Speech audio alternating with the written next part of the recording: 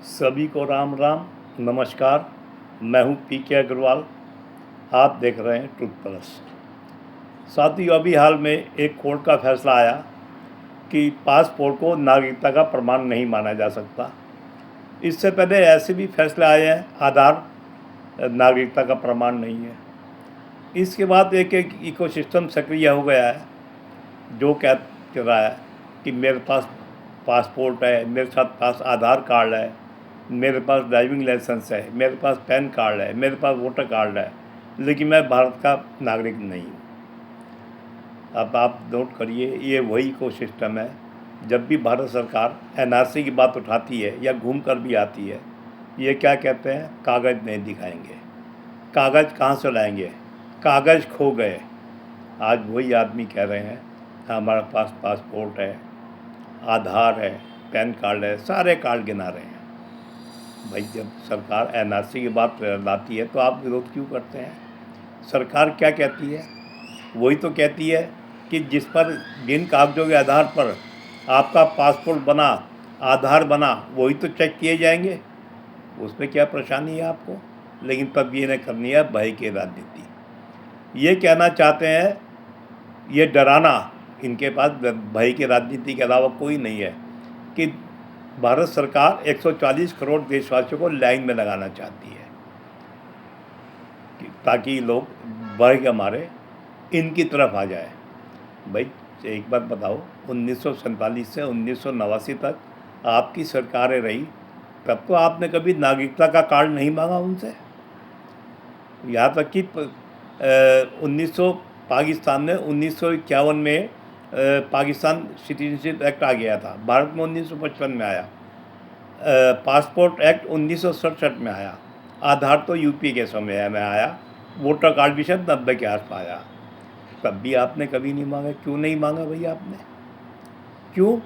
क्योंकि आप भी जानते हैं, अगर आप 1955 के इंडियन सिटीजन एक्ट की प्रावधान के अंदर आते हैं तो अब भारत के नागरिक हैं। अब उसके प्रावधान क्या है, जो मुझे यहाँ तक याद है, अगर आप 1982 से पहले भारत में पैदा हुए तो आप भारत के नागरिक हैं। यदि आप 1982 बाद भारत में पैदा हुए तो आपके माता पिता में कोई एक भारत का नागरिक होना चाहिए। यही तो प्रावधान है। अगर आप इस प्रावधान में आते हैं तो आप भारत के नागरिक हैं। इसमें क्या है?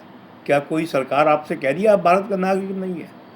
अब ये डराते हैं कि भारत सरकार लाइन में लगाना चाहती है। भाई, लाइन में कब लगाया भारत सरकार ने? क्या एसआईआर में लाइन में लगाया? एसआईआर का आपने भरपूर विरोध किया। किसके पक्ष में? घुसपैठ। सीधा इल्ज़ाम लगता है घुसपैठियों के पक्ष में, रोहिंग्या के पक्ष में, क्योंकि वही ऐसे लोग हैं जो अपने भारत के मूल कागज नहीं दिखा सकते। क्यों भाई, आप उनकी तरफ खड़े होते हैं और डरा रहे हैं भारतीयों को? मैं तो आपसे अनुरोध करूंगा, अगर आप भारतीय हैं तो इनकी बातों से मत डरें। आपके पास कागज होंगे। अगर आप भारत में पैदा हुए हैं, कट ऑफ डेट जो मैं बता रहा हूँ, तो आपको केवल माता पिता भारतीय होने चाहिए और उससे पहले पैदा हुए तो आप खुद भारतीय हैं। इससे कोई नहीं है, इससे ज़्यादा कोई सवाल नहीं है। लेकिन इन्हें भय की राजनीति चलानी है। किस इकोसिस्टम के लिए? जो इकोसिस्टम 40 साल में कोई नागरिकता का कार्ड नहीं दे पाया, आज ये मोदी से मांग रहे हैं कि नागरिकता का कार्ड दो। वही मोदी जब कभी एनआरसी की बात होती है तो मैंने जैसे कहा, तब ये विरोध करना शुरू कर देते हैं कि तब इन्हें एक पक्ष में खड़ा होना होता है। अब आप बताएं, आज एसआईआर हो रही है। एसआईआर में करीब 22-23 साल बाद एसआईआर हो रही है। 22-23 साल में विसंगतियों की भरमार हो गई। क्या 10 साल जब इनकी सरकार थी तो उसने एसआईआर क्यों नहीं करी? यदि वो अपने समय में एसआईआर करती तो हो सकता है बांग्लादेशी घुसपैठिए, रोहिंग्या घुसपैठिए भाग जाते, निकल जाते, एसआईआर में शामिल न होते। तो जो आज दिक्कतें आ रही हैं, शायद वो ना आती या कम आती, लेकिन ऐसा इन्होंने नहीं किया। फिर भी ये उसी इकोसिस्टम के साथ खड़े हैं। भाई, ऐसा है, सारे आदमी जो भारत में रह रहे हैं भारतीय थोड़ी गिने जाएंगे।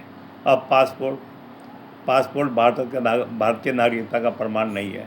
अब मैं एक वीडियो देख रहा था, वो कह रहे थे कि दलाई लामा के पास भी भारतीय पासपोर्ट है। अब दलाई लामा ने भारत में शरण ले रखी है, उन्हें दुनिया में जाना है तो पासपोर्ट कौन इशू करेगा उन्हें? भारत सरकार ही तो करेगी। अब दलाई लामा पे अगर भारत का पासपोर्ट है तो दलाई लामा भारत के नागरिक थोड़ी हो गए।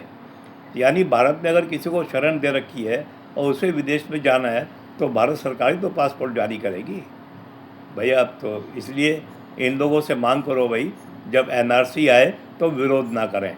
आज की तारीख में टेक्नोलॉजी बहुत बढ़ गई है, टेक इतनी बढ़ गई है कि आपको लाइन लगाने की ज़रूरत नहीं है।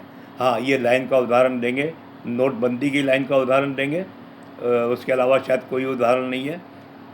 और दूसरा दे सकते हैं कोविड में वैक्सीन लगाने की। तो भाई नोटबंदी की लाइन में पब्लिक तो खुश थी, मेरा व्यक्तिगत अनुभव है, जिस चीज़ से मेरी बात हुई वो तो खुश था कि नोटबंदी से काले धन वालों को नुकसान हुआ है। आम पब्लिक तो नोटबंदी के विरोध में कभी नहीं आई सड़कों पे, जबकि आम पब्लिक को ज़्यादा परेशान होना चाहिए था। और उसका दर्द आम पब्लिक से ज़्यादा इन्हें ही आज तक सता रहा है। आज तक भी ये नोटबंदी को राजनीतिक मुद्दा बनाने की कोशिश कर रहे हैं, ये जानते हुए कि ये देश में लगातार चुनाव हार रहे हैं, लेकिन जनता की भावनाओं को नहीं समझते। इन्हें केवल मुद्दा चाहिए।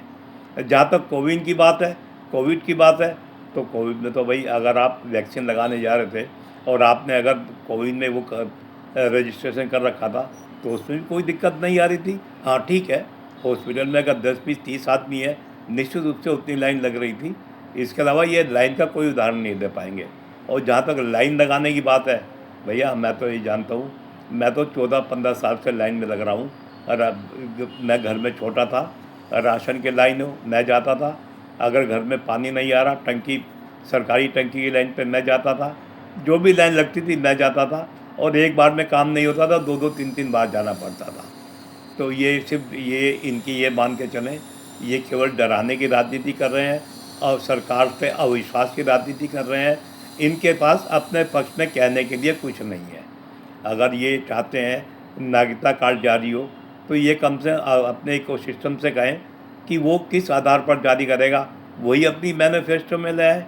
लेकिन ऐसा नहीं करेंगे, क्योंकि इन्हें सिर्फ वर्तमान सरकार के खिलाफ बोलना है। ये सिर्फ राजनीति कर रहे हैं, ये आपको भय की राजनीति, आप जनता लाइन में लगेगी, वो भय पैदा करना चाहते हैं। ये एक अविश्वास पैदा करना चाहते हैं कि आप भारत के नागरिक नहीं माने जाएंगे। ऐसा कभी हो सकता है कि देश के 110-20 करोड़ हिंदुओं को, मैं हिंदुओं की बात कर रहा क्योंकि बोलने वाले ज़्यादातर हिंदू हैं, चाहे ये सेकुलर है क्या है, अगर जो गैर हिंदू हैं कोई इक्का दुक्का होगा, मैं उसकी बात नहीं कर रहा। क्या किसी सरकार में इतना साहस है 110-15 करोड़ हिंदुओं को भारत का गैर नागरिक साबित करना कि भारत के नागरिक नहीं है? ऐसा नहीं हो सकता। लेकिन इन्हें भय की राजनीति करनी है, वो ये करते रहेंगे। तो इनकी चाल में आप ना आइए। जब भी एनआरसी की बात कभी आए, एनआरसी का सपोर्ट करिए। मुझे लग रहा है एनआरसी का समय आ चुका है। अब सरकार क्या करती है क्या नहीं करती है देखने की बात है। जहाँ तक मेरी बात, मैं तो एनआरसी का पूरा समर्थक हूँ। देश में रजिस्टर होना चाहिए।